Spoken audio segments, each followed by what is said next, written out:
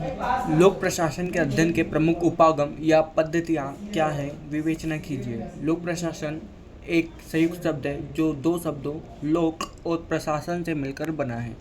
लोक शब्द का अर्थ सार्वजनिकता है और यह आदमी के लिए प्रशासन का मार्ग प्रशस्त करता है। लोक का शब्द प्रयोग सरकारी संस्था या गवर्नमेंट के प्रशासनिक कार्यों को बताने के लिए किया जाता है। इसे जन प्रशासन, सार्वजनिक प्रशासन या सरकारी प्रशासन भी कहा जाता है। लोक शब्द का प्रयोग इस विषय को सरकार के प्रशासनिक क्रियाकलापों तक सीमित कर देता है, क्योंकि राज्य ही एकमात्र ऐसा संगठन है जिसमें देश के अंदर रहने वाले समस्त व्यक्ति आ जाते हैं। प्रशासन का अर्थ राज्य के कार्यों को पूरा करना होता है। अतः लोक प्रशासन के अर्थ मानवीय एवं भौतिक स्रोतों के शासन द्वारा निर्धारित उद्देश्यों की पूर्ति के लिए एक संगठन से है। लोक या जन शब्द सार्वजनिकता का सूचक है तथा यह आम नागरिक के लिए प्रशासन का द्वार खोल देता है, अर्थात जो प्रशासन आम लोगों के लिए हो वह लोक प्रशासन है। प्रशासन व्यक्तिगत और सार्वजनिक हो सकता है, लेकिन लोक प्रशासन कभी भी व्यक्तिगत नहीं हो सकता है। सरकार द्वारा संपन्न क्रियाएं व्यापक, सार्वजनिक और लोकहित की होती है, इसलिए सरकारी कार्यों के प्रशासन को ही लोक प्रशासन कहा जाता है।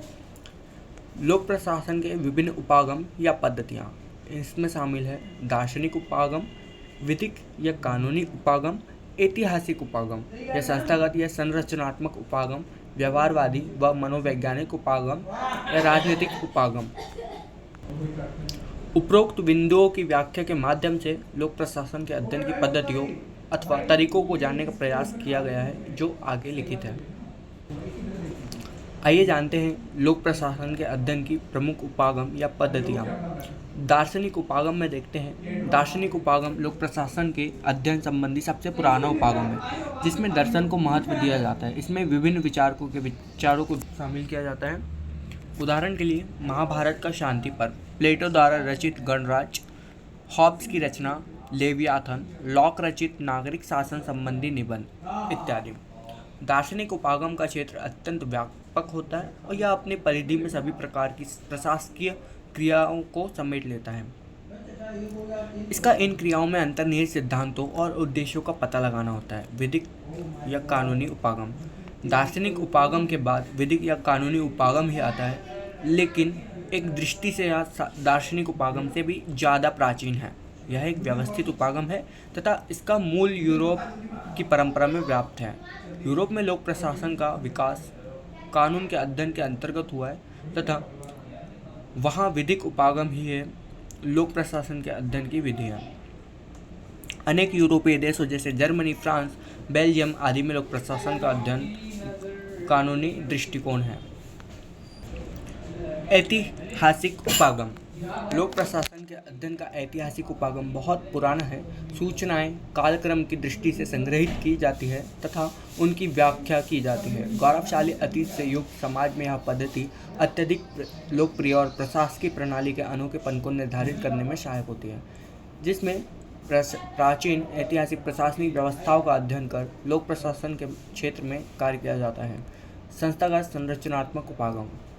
संस्थागत संरचनात्मक उपागम लोक प्रशासन का अध्ययन औपचारिक ढंग से करता है, जिसमें सार्वजनिक संस्थाओं का क्या औपचारिक ढांचा है तथा इसको क्या कार्य दिए गए हैं, इन बातों का इस उपागम के मानने वाले पता लगाते हैं। विधिक उपागमों की भांति यह पुराना उपागम है। लोक प्रशासन के इतिहास में यह सबसे पुराना उपागम है। भारत में अब तो सबसे ज़्यादा प्रचलित उपागम है।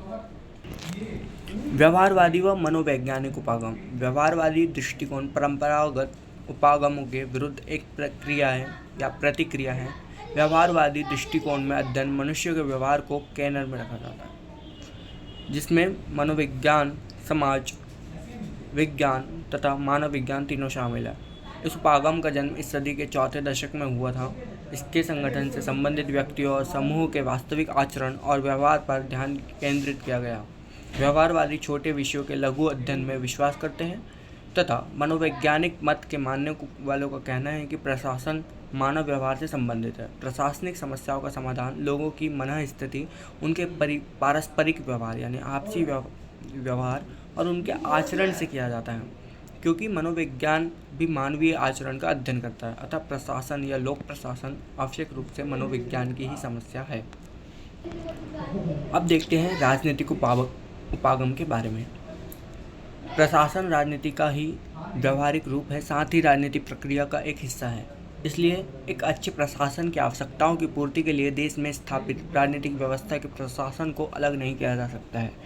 प्रशासनिक समस्याएं हमेशा ही राजनीतिक समस्याओं के कारण उत्पन्न होती है, क्योंकि राजनीतिक कार्यपालिका द्वारा किए गए निर्णयों को प्रशासन ही लागू करवाता है। इस प्रकार राजनीति संरचना के अंग के रूप में प्रशासनिक ढांचा कार्य करता है। उपरोक्त विभिन्न उपागमों तथा पद्धतियों का या तरीकों का अध्ययन कर एक अच्छे प्रशासन को बनाया जाता है, जिसमें दार्शनिक उपागमों से विभिन्न विचारकों के विचार नीतियों को पहचान कर उन्हें कार्य करने का उपयोग किया जाता है। तो कानूनी उपागम के रूपों में विभिन्न देशों की कानूनी व्यवस्थाओं का अध्ययन कर प्रशासनिक व्यवस्थाओं को निर्मित किया जाता है। साथ ही ऐतिहासिक तरीका बहुत कामगार साबित होता है, जिसमें प्राचीन काल में उपस्थित व्यवस्थाओं का अध्ययन वर्तमान लोक प्रशासन को मजबूत करने में योगदान देता है या उस समय की गलतियों को दोहराने के रोकने के लिए मार्गदर्शित करता है। वह व्यवहारवादी से व्यवहारिकता की जरूरत तथा मनोवैज्ञानिक स्थितियों को परख कर नीतियों का निर्माण और राजनीतिक गतिविधियों को ध्यान में रखकर एक अच्छा प्रशासन बनाने का प्रयास किया जाता है।